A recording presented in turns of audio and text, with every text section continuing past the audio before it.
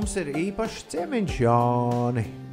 Mazāks muzikāls ciemiņš ar milzīgu muzikālu talantu ir ieradies pie mums Gustavs Kalējs. Čau, Gustav! Čau! Klau, cik tālu ceļu tu esi mērojis šodien līdz stikla studijai?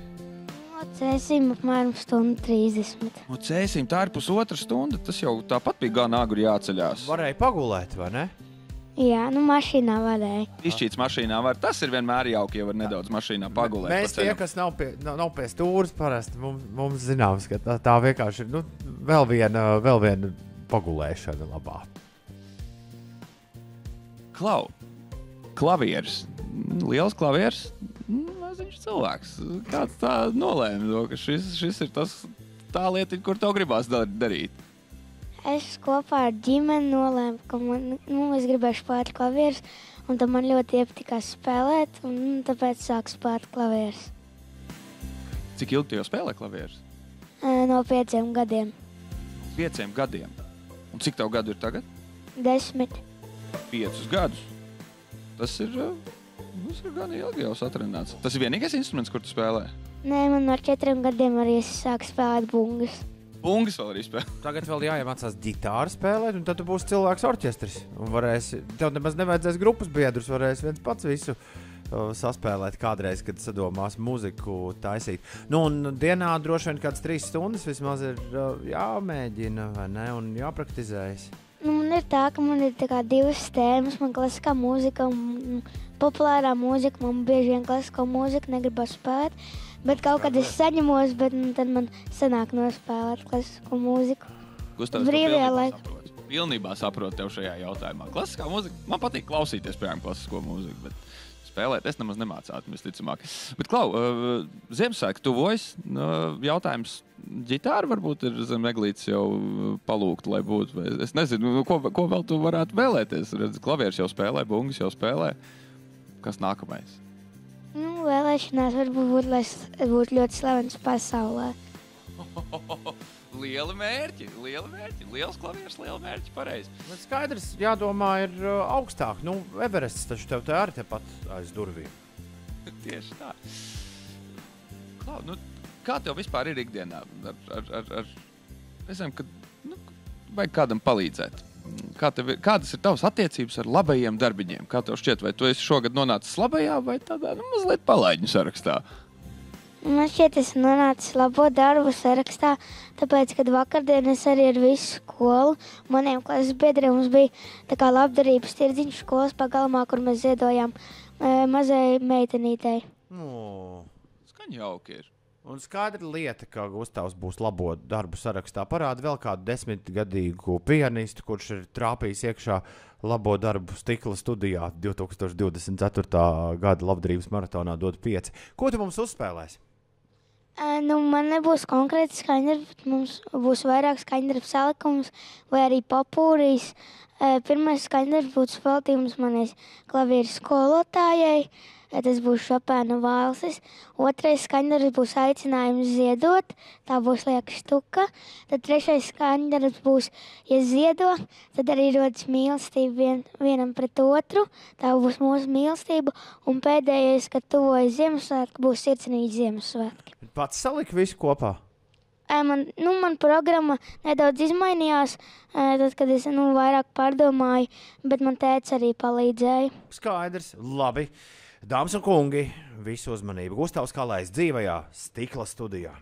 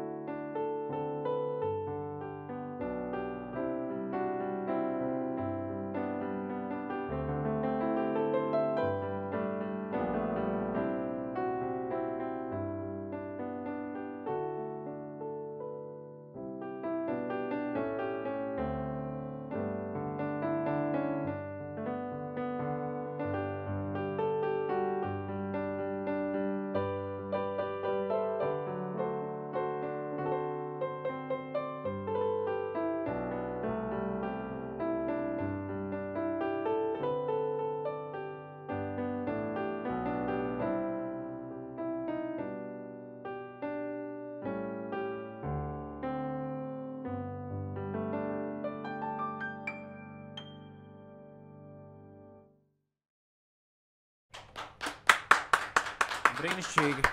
Gustavs Kalējs. Stikla studijā. Lielas paldies tev, Gustav. Es sadzirdēju džeziņu. Varbūt tas ir īstais virziens, kur tev bišķi jāpaskatās, jo tāds virtuos džeza improvizators jaunajā paudzē pie klavierēm mums vēl neviens vismaz tik jaunos gados nav. Paga, man to cits jautājums. Vai šis nav jaunākais Stikla studijas solo mākslinieks, kas ieradies ciemos? Varētu būt. Dārts Stepānov, man šķiet, 9 gadu vecumā šeit uzstājās un dziedāja, bet tur viņiem bija, fonogramma blakām, kas uzreiz ir tāds liels drauga plecs, vai ne? Bet šeit viss pa taisnotām. Gustav, paldies. Štukai es nezināju, ka var tik smuki to nospēlēt. Paldies tev.